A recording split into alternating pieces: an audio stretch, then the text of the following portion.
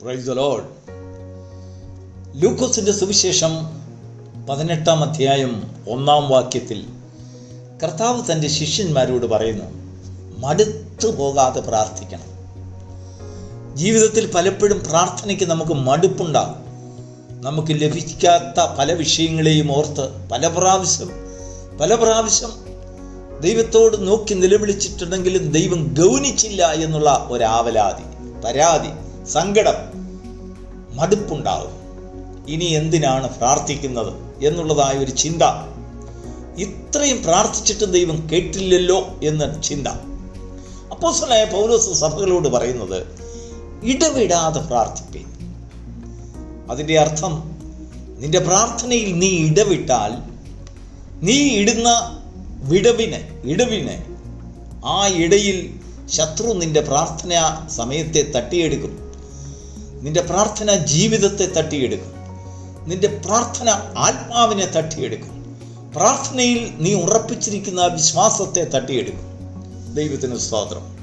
എപ്പോൾ വരെ പ്രാർത്ഥിക്കണം? നോക്കൂ, യെരമ്യാ പ്രവാചകൻ ഇസ്രായേൽ ജനത്തിനോട് അവരുടെ ചോദ്യമായിരുന്നു, എപ്പോൾ വരെ പ്രാർത്ഥിക്കണമെന്ന് അവർക്കും അറിയില്ല. വിലാപങ്ങളുടെ പുസ്തകം 3-ാം അധ്യായം 49-ാം വാക്യത്തിൽ പ്രവാചകൻ പറയുകയാണ്, യഹോവ സ്വർഗത്തിൽ നിന്ന് നോക്കി കടാക്ഷിക്കുവോളം. അതിന് ചിലപ്പോൾ ദിവസങ്ങളും ആഴ്ചകളും മാസങ്ങളും വർഷങ്ങളും എടുത്തെന്നിരിക്കാം. ചില വിഷയങ്ങൾ ദൈവം പ്രവർത്തിക്കുന്നത് നമ്മിൽ കൂടെ ആയിരിക്കില്ല, നമ്മുടെ തലമുറകളിൽ കൂടെ ആയിരിക്കും. നോക്കൂ, ദാവീദിനെ ഒന്ന് ശ്രദ്ധിച്ചു നോക്കൂ. ദാവീദ് തൻ്റെ സകല ശത്രുക്കളെയും കീഴടക്കിയതിന് ശേഷം 2 ശമൂവേൽ 7-ാം അധ്യായത്തിന് 1-ാം വാക്യം മുതൽ വായിക്കുമ്പോൾ ദാവീദിന് ഒരാഗ്രഹം, ഞാൻ ദേവദാരി കൊണ്ടുള്ള അരമനയിൽ പാർക്കുന്നു, എൻ്റെ ദൈവത്തിൻ്റെ പെട്ടകമോ തിരശ്ശീലയ്ക്കകത്തിരിക്കുന്നു, ആകയാൽ ഞാൻ ദൈവത്തിന് വേണ്ടി ഒരാലയം പണിയും എന്ന് ദൈവസന്നിധിയിൽ അവനൊരു പ്രതിഷ്ഠയെടുത്തു, ഒരു തീരുമാനമെടുത്തു. താൻ ദൈവത്തിൻ്റെ സന്നിധിയിൽ അത് പ്രാർത്ഥിച്ച വിഷയമാണ്. സ്വർഗം അത് കേട്ടു. കർത്താവിന് വേണ്ടി ഒരു ആലയം പണിയുക നല്ല കാര്യമല്ലേ? സ്വർഗം അംഗീകരിച്ചു. എന്നാൽ ആ രാത്രിയിൽ നാഥാൻ പ്രവാചകനെ ദൈവം ദാവീദിന്റെ അടുത്ത് അയച്ചു. നീ ചെന്ന് എൻ്റെ ദാസനായ ദാവീദിനോട് പറയണം, നിന്റെ പ്രാർത്ഥന ഞാൻ കേട്ടു, നിന്റെ തീരുമാനം നല്ലതാണ്, പ്രാർത്ഥിച്ചു കൊണ്ടിരിക്കുക. പക്ഷെങ്കിൽ ഒരു കാര്യം, ഞാൻ നിന്നിൽ കൂടെ അല്ല, നിന്റെ തലമുറയിൽ കൂടെയാണ് അത് ചെയ്യുന്നത്. Praise the Lord. ചില കാര്യങ്ങളൊക്കെ നമ്മൾ ചെയ്യുവാൻ ആഗ്രഹിച്ചു, നമ്മുടെ കൺമുമ്പിൽ കാണുവാൻ ആഗ്രഹിച്ചു, നമ്മുടെ ജീവിതത്തിൽ അത് കൊണ്ടുവരുവാൻ ആഗ്രഹിച്ചു, അത് പ്രാവർത്തികമാകുവാൻ നമ്മൾ കൊതിച്ചു, അത് നമ്മുടെ ആവശ്യമായിരുന്നു. പക്ഷെങ്കിൽ ദൈവം ചില കാര്യങ്ങൾ നമുക്ക് വേണ്ടിയല്ല, നമ്മുടെ തലമുറകൾക്ക് വേണ്ടി മാറ്റിവെക്കും. ചില വിഷയങ്ങൾ ദൈവം നമ്മുടെ ശത്രുക്കളിൽ കൂടെയാണ് ചെയ്യുന്നത്, നമ്മുടെ സഹോദരങ്ങളിൽ കൂടെയാണ് ചെയ്യുന്നത്. എപ്പോഴും അത് നമ്മിൽ കൂടെ ആയിരിക്കണമെന്നില്ല, അത് ദൈവത്തിൻ്റെ പരമാധികാരത്തിൽപ്പെട്ട കാര്യമാണ്. അപ്പോൾ അതുകൊണ്ട് അപ്പോസ്തലനായ പൗലോസ് സഭയോട് പറയുന്നത്, നിങ്ങൾ ഇടവിടാതെ പ്രാർത്ഥിക്കണം. ഇടവിട്ടുപോയെങ്കിൽ ആ പ്രാർത്ഥനയിൽ ശത്രു പ്രവർത്തിക്കും. പ്രാർത്ഥന വിശ്വാസത്തോടു കൂടിയുള്ള പ്രാർത്ഥനയായിരിക്കണം. വിശ്വാസത്തോടു കൂടിയുള്ള പ്രാർത്ഥനയിൽ ദൈവത്തിന് വലിയ കാര്യങ്ങൾ ചെയ്യുവാൻ കഴിവുണ്ട്. ചിലപ്പോൾ നമ്മൾ ദൈവത്തിൻ്റെ സന്നിധിയിൽ പോയിരുന്ന് പ്രാർത്ഥിക്കേണ്ടത് എങ്ങനെയാണെന്ന് അറിയില്ല. ചിലർ ദിവസങ്ങളോളം ദൈവത്തിൻ്റെ സന്നിധിയിൽ ഇരുന്ന് മൂളിക്കൊണ്ടിരിക്കും. കർത്താവ് ജനത്തോട് ശിഷ്യന്മാരോട് പറഞ്ഞത്, പ്രാർത്ഥിക്കയിൽ നിങ്ങൾ ജാതികളെ പോലെ ജൽപ്പനം ചെയ്യരുത്. നമ്മുടെ പ്രാർത്ഥനകൾ ജൽപ്പനങ്ങളല്ല. ഒരു പ്രാർത്ഥനാ മനുഷ്യനെ ആത്മാവ് തിരിച്ചറിയുന്നു. അവൻ്റെ നാവിൽ പ്രാർത്ഥനാ വിഷയങ്ങൾ ധാരധാരയായി ദൈവം കൊടുത്തുകൊണ്ടിരിക്കും, ഉത്തരവാദിത്തങ്ങൾ കൊടുത്തുകൊണ്ടിരിക്കും. നിലവിളിക്കുവാനും കണ്ണുനീരൊഴിക്കുവാനും ചില വ്യക്തികളെ ദൈവം അഭിഷേകം ചെയ്ത് സൂക്ഷിക്കും. ദൈവത്തിന് സ്തോത്രം. അവർ ദൈവത്തിൻ്റെ സന്നിധിയിൽ ചെല്ലുമ്പോൾ അവരുടെ പല കാര്യങ്ങളും ദൈവം തോന്നിപ്പിക്കുന്നതായ കാര്യങ്ങൾക്ക് വേണ്ടി അവർ പ്രാർത്ഥിച്ചുകൊണ്ടിരിക്കും. നമ്മൾ ഉപവാസ പ്രാർത്ഥനകൾ വയ്ക്കാറില്ലേ? 3 ദിവസത്തെ ഉപവാസ പ്രാർത്ഥന, 7 ദിവസത്തെ ഉപവാസ പ്രാർത്ഥന, 21, 40 നല്ല കാര്യങ്ങളാണ്. എന്നാൽ നമ്മുടെ ടൈം ലൈൻ അല്ല ദൈവത്തിനുള്ളത്. നമ്മൾ അതൊക്കെയും ദൈവത്തിൻ്റെ സന്നിധിയിൽ കൊടുക്കുന്നതായ സമർപ്പണ സമയങ്ങളാണ്.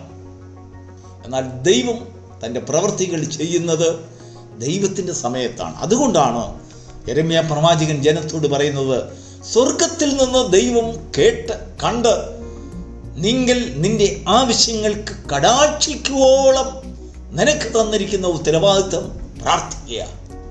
മടുത്തു പോകാതെ, മടുപ്പുണ്ടാകരുത്, അതൃപ്തി ഉണ്ടാകാതെ, അസന്തോഷമുണ്ടാകാതെ, ദൈവത്തോട് നീരസപ്പെടാതെ, ദൈവത്തോട് പ്രയാസപ്പെടാതെ, കോപിക്കാതെ, ആരോടും കോപിക്കാതെ നീ ചോദിച്ച കാര്യങ്ങളൊക്കെയും സ്വർഗത്തിൽ മുദ്രയിടപ്പെട്ടിരിക്കുന്നു എന്നുള്ളതായ വിശ്വാസം. ചിലപ്പോൾ ചില കാര്യങ്ങൾ നമുക്ക് ലഭിക്കാതിരിക്കുമ്പോൾ അതിൻ്റെ അർത്ഥം ദൈവം നമ്മിൽ കൂടെ അത് ചെയ്യുന്നില്ല എന്നല്ല. ചില വിഷയങ്ങൾ നമ്മിൽ കാണുക മറ്റുള്ളവരിൽ കൂടെ ദൈവം നമുക്ക് വേണ്ടി ചെയ്ത് കാണിക്കും. എന്നാൽ ദൈവത്തിൻ്റെ പ്രവൃത്തിയെ തിരിച്ചറിയുന്ന മനുഷ്യൻ അവൻ അല്പം പോലും മടുക്കാതെ ദൈവത്തോട് നന്ദിയുള്ളവരായി ദൈവസന്നിധിയിൽ ആ വിഷയങ്ങൾക്ക് വേണ്ടി പ്രാർത്ഥിച്ചുകൊണ്ടിരിക്കും. പ്രിയപ്പെട്ട ദൈവമക്കളെ, നമ്മുടെ തലമുറകൾക്ക് വേണ്ടി, നമ്മുടെ വേദനയ്ക്ക് വേണ്ടി, നമ്മുടെ രോഗത്തിന് വേണ്ടി, ആവശ്യത്തിന് വേണ്ടി പല കാര്യങ്ങൾ നമുക്ക് പ്രാർത്ഥിപ്പാൻ ദൈവം ഉത്തരവാദിത്വങ്ങൾ തരും, ആത്മബോധം തരും. അതിൻ്റെ അർത്ഥം അതിന്മേലൊക്കെയും ശത്രു പ്രവർത്തിക്കുവാൻ സാധ്യതയുണ്ട്. അതുകൊണ്ട് ഉണർന്ന് പ്രാർത്ഥിപ്പീൻ. കർത്താവ് പറഞ്ഞ കാര്യമാണ്, ഉണർന്ന് പ്രാർത്ഥിപ്പീൻ. ചില വിഷയങ്ങളിൽ ഉറങ്ങിപ്പോയാൽ അവിടെ ശത്രു പ്രവർത്തിക്കും. കർത്താവും യാക്കോബും പത്രോസും യോഹന്നാനും കൂടെ മറുരൂപ മലയിലായിരുന്നപ്പോൾ നമുക്കറിയാം, കർത്താവ് ശിഷ്യന്മാരോട് പറഞ്ഞു, ഇവിടെ ഇരുന്ന് ഉണർന്ന് പ്രാർത്ഥിപ്പീൻ. കാരണം ജീവിതത്തിൻ്റെ അവസാന കാലങ്ങളിൽ ശത്രു പ്രവർത്തിക്കാൻ സാധ്യതയുണ്ട് എന്നർത്ഥം. എന്ന് പറഞ്ഞാൽ ചില വിഷയങ്ങളുടെ അന്ത്യത്തിൽ ശത്രു പ്രവർത്തിക്കാൻ പോകുന്നു, പിശാചു പോരാടുവാൻ പോകുന്നു. ഉണർന്ന് പ്രാർത്ഥിപ്പീൻ. ശിഷ്യന്മാരുടെ കണ്ണിൽ ഉറക്കം വന്നതുകൊണ്ട് 2-3 പ്രാവശ്യം കർത്താവ് വന്നു. അവർ ഉറങ്ങുന്നവരായി കണ്ടുകൊണ്ട് കർത്താവ് ചോദിച്ചു, അല്പസമയം പോലും നിങ്ങൾക്ക് എന്നോടൊപ്പം പ്രാർത്ഥിക്കുവാൻ കഴിഞ്ഞില്ലേ? ഉണർന്ന് പ്രാർത്ഥിപ്പീൻ, പരീക്ഷയിൽ അകപ്പെടാതിരിപ്പാൻ. ദൈവത്തിന് സ്തോത്രം. നാം പ്രാർത്ഥനാ നിരതരായി നമ്മുടെ ജോലി ചെയ്യുമ്പോൾ, പ്രവൃത്തികൾ ചെയ്യുമ്പോൾ, നമ്മുടെ എല്ലാ തലങ്ങളിലും ദൈവത്തോട് പ്രാർത്ഥനാ നിരതമായ ഒരു ഹൃദയം ദൈവത്തിൻ്റെ ദാനമായി നമുക്ക് ലഭിക്കുമ്പോൾ അവരുടെ ഇടയിൽ ശത്രു പ്രവർത്തിക്കാൻ സാധിക്കുകയില്ല. അതുകൊണ്ടാണ് കർത്താവ് പറഞ്ഞത്, പരീക്ഷയിൽ അകപ്പെടാതിരിപ്പാൻ മടുത്തു പോകാതെ പ്രാർത്ഥിപ്പീൻ, ഉണർന്ന് പ്രാർത്ഥിപ്പീൻ. അപ്പോസ്തലനായ പൗലോസ് പറയുന്നു, ഇടവിടാതെ പ്രാർത്ഥിപ്പീൻ.